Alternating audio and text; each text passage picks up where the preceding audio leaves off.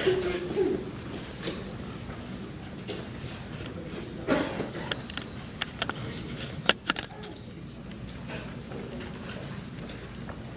name of the Father, and of the Son, and of the Holy Spirit. Amen. Amen.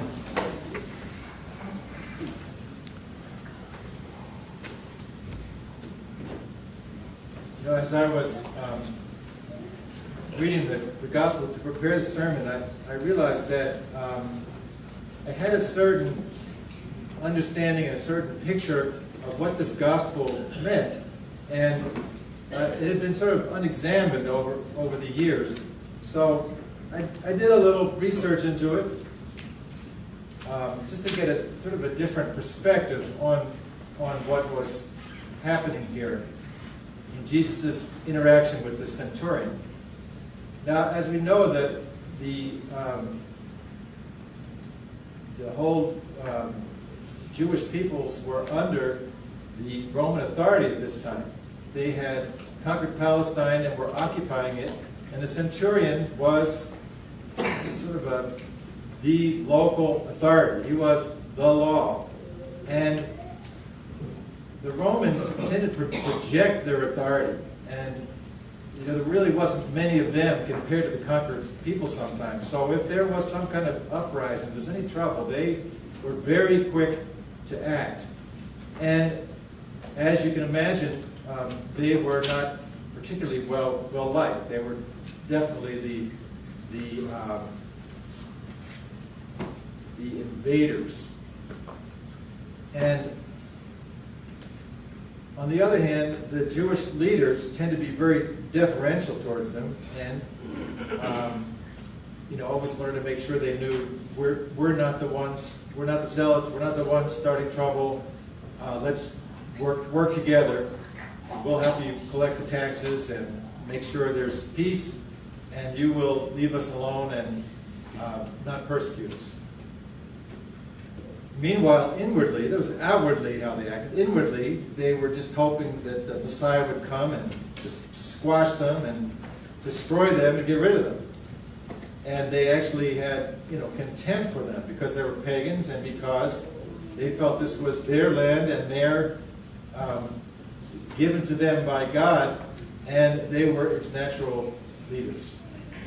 So, one of the outstanding qualities we see in the centurion, of course we see his faith, but even preceding his faith, and we see this a lot in the Gospels and teaching of the Fathers, even before his faith was his humility, because, as the centurion, if he had thought that Jesus was a great healer and doctor, he would have been able to just say, you need to drop everything and come to my house and see to my servant. And he didn't do this. He was very humbly asked Jesus to heal his servant, and not to come to his house, but just to speak the word. And sometimes we think these protestations, this kind of humility, when people go, oh, no, I mean, don't come, my house is too humble for you. It was not like that, It was the truth. The centurion was a pagan, and his house was a pagan house. And if you went into a pagan house in those days, there was idols, there was statues, and there was sacrifice to the idols, and there was slaves, and there was whatever was in the life of a Roman soldier was in that house. And the centurion, who understood the Jews, he knew they didn't go for any of those things. He knew that, no, he was not worthy. According to their revelation and according to their lifestyle, he was unworthy. And humility is not trying to make yourself feel bad or trying to show you're bad to other people. Humility is basically an honest self-assessment. So the centurion never lost his dignity, but he was just very straightforward. I am not worthy for you to come to my house. But I'm a man under authority. He didn't start by saying, I'm a man in authority. I know what it's like to be the boss. He said, I'm a man under authority. And when I say to someone, do this, he does it. And I'm sure the centurion didn't have to follow the soldier to make sure that he really did what he told him. And the centurion is a keen observer of men. He needs to be. As a military leader, he needs to sort of be able to read someone's character and know, if I put you in charge to guard the treasury all night, you'll stay awake. If I put you in the front of the battle, you'll be brave. You probably need to stay back and peel the potatoes, whatever. He's a keen judge of men. And when he sees Jesus, he doesn't see him as just another Jewish preacher among the conquered people. He sees these healings taking place, and he knows in the way that the centurion has power over the men under him, that Jesus has power over the invisible world. He has authority over the force of nature. He has authority over what the fathers sometimes call God's little armies, which are the germs and the viruses, as well as some of the evil spirits. God is clearly in charge of everything. And Jesus Christ had the power. If someone was willing to be healed, and he said, be healed, they were healed.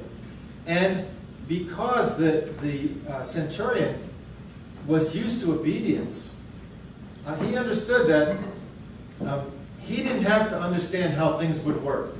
When his commanders told him to do something, he didn't have to figure out, well, I don't know, is that going to work? Should I do it that way? He just did it. And he knew that if Jesus said, your servant is healed, that servant would be healed. And Jesus marveled, it said. He marveled, and think about it.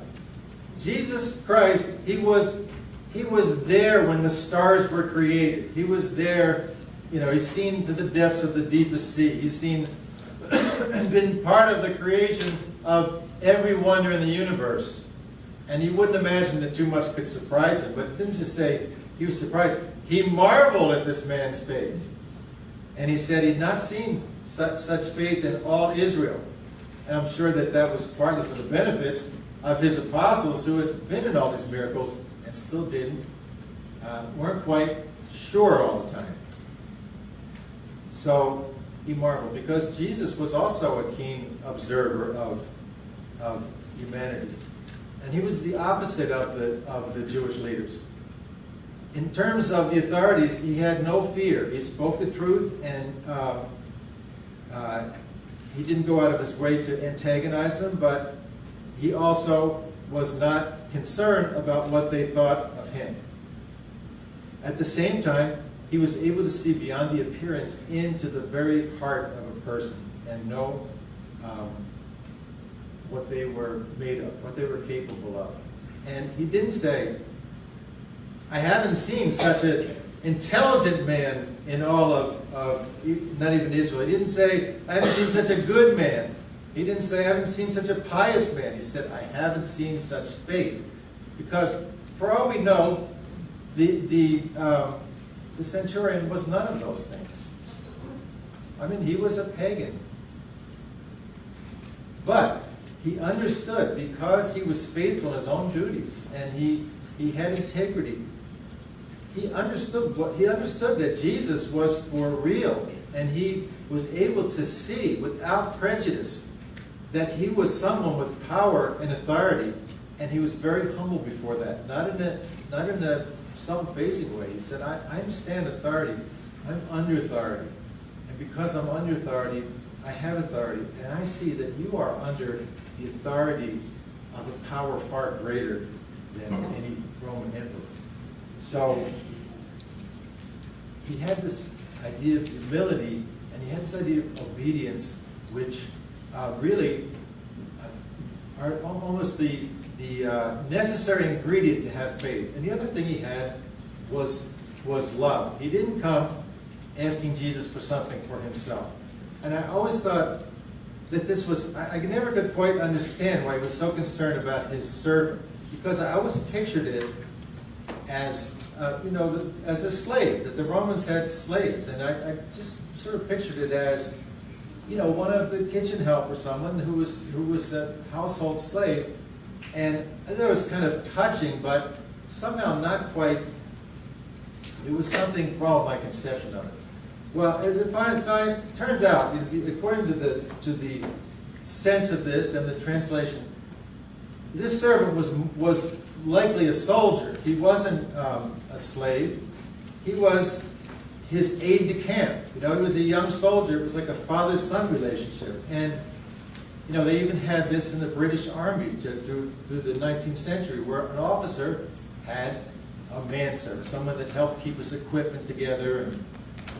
And apparently, this man was quite dear to him, to the point he was willing to go, knowing he wasn't worthy, and ask if Jesus would heal him. And we see this in several miracles in the gospel, that it didn't happen because the person asked for themselves. It happened because someone else was praying for them. And I think it's a very important principle in terms of us asking others to pray for them. I was listening to a tape of Father Zachary, and he was talking. He said that Elder Sophrony said, when priests pray for themselves, God doesn't listen, doesn't pay attention. He says he only pays attention when they pray for someone else. And I thought, well, isn't that interesting? Because I think sometimes when a priest says to you, would you pray for me, you think, he's just being holy, he's just being, kind of being humble but really, it's very important to pray for the priest, because apparently God doesn't listen too much when we pray for ourselves. And we've all had that experience where sometimes when you're praying for somebody and you realize your own wretchedness, and you go, God, I know I don't deserve anything, but please, for the sake of this person, I'm begging you, please heal them or help them. Somehow it's easier to pray for someone else, and we believe in the efficacy of that. And I'm very humbled sometimes when people ask me to pray for someone, and you can see they really have a lot of faith. And I have to realize it's not me they have faith in. It's the grace of the priesthood is that, yes, it's powerful when you pray for someone else. Apparently not for yourself. And that's why, as one of our bishops said to a certain congregation, he said, well, if you believe you need a better pastor here, then you should pray for the one you have. So I ask you all to pray for me.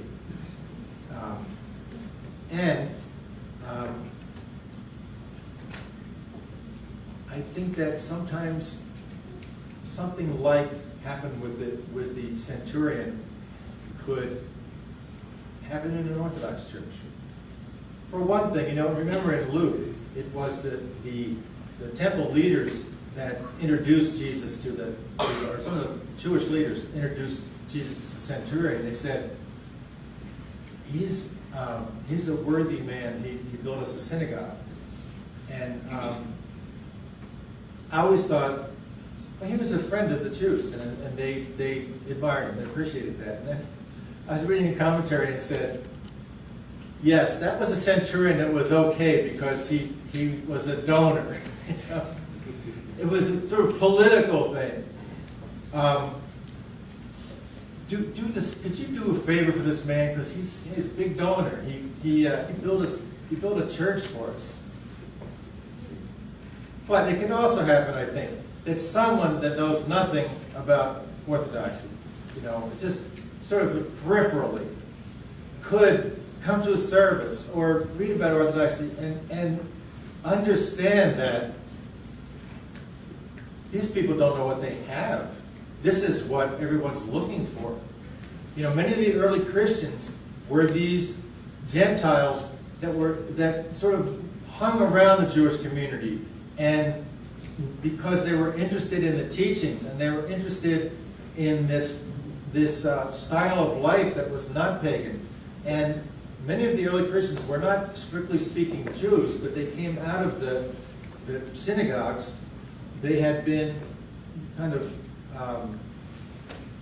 catechumens, proselytes, but somehow they were never quite accepted because they weren't, people of the promise. When Jesus says, I haven't seen this kind of faith in Israel, it's because, the Israelites had faith in themselves. They had faith that they were it. They were special, that God had chosen them, had given them something, had given no one else. And they didn't recognize God incarnate. Most of them did. But someone who is a true seeker without bias and humble would go, you have the true faith. You have seen the true light. You have found the true faith. Worshipping the undivided Trinity. We sing that, but do we believe it? I think we can feel, very edified, very complacent, even about the truth of our tradition and its depth and breadth and beauty, but that doesn't mean that we have faith in God. And again, you don't have to be good to pray to God. You don't have to be good to have faith. It's very, very clear, because thinking you're not good enough assumes that you also think that you could be good enough, or you should be good enough, or that if you just did enough stuff to please God. And that is what the pagans did. Pagans were constantly trying to propitiate the gods. You should read the Odyssey sometimes. Anything was going wrong, and they said, boy, we need to start killing some of those sheep and calves and start making sacrifices, because apparently we're not pleasing them. But that's not faith. Faith is having an honest assessment of yourself compared to God, which is no reason that God should do anything for you. There's no reason why you either deserve or don't deserve this. Really, it's not about you, it's about God. That's what humility is. Humility isn't constantly criticizing yourself. It isn't constantly telling people what a great sinner you are. All that is still being very self-absorbed. For the centurion, he wasn't that kind of person anyway. But when it was a life or death thing, he didn't care what people thought. He didn't care, if he was going beneath his dignity. He didn't care. He cared about the healing of his beloved servant, and he went to the one place that he knew it would happen. And the Lord, it amazed the Lord, because when he looked out, there wasn't too many people like that. Even among the people that should have been in constant gratitude, awe, and remembrance of the miracles that God had done for them in their whole history. So, let us take a lesson and have the humility and the love and obedience of the centurion, so that we may have faith in our God that has given us so much. Amen.